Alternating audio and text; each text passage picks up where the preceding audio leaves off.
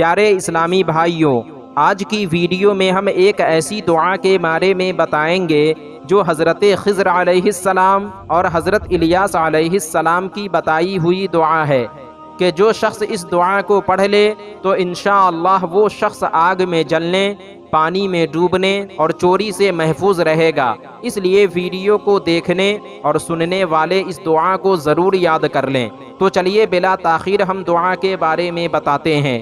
حضرت خضر علیہ السلام اور حضرت الیاس علیہ السلام کا معمول تھا کہ جب یہ دونوں حج کے موقع سے ہر سال ملاقات کرتے تو اس وقت تک ایک دوسرے سے جدا نہیں ہوتے جب تک کہ یہ دعا نہ پڑھ لیتے۔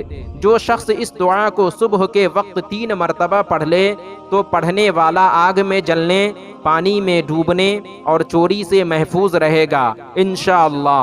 دعا یہ ہے: بسم اللہ ما شاء اللہ لا قوة الا باللہ، ما شاء اللہ خیر کلہ بید اللہ، ما شاء اللہ لا یصرف السوء الا اللہ۔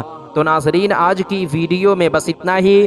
امید کرتا ہوں آپ کو ہماری یہ ویڈیو پسند آئی ہوگی۔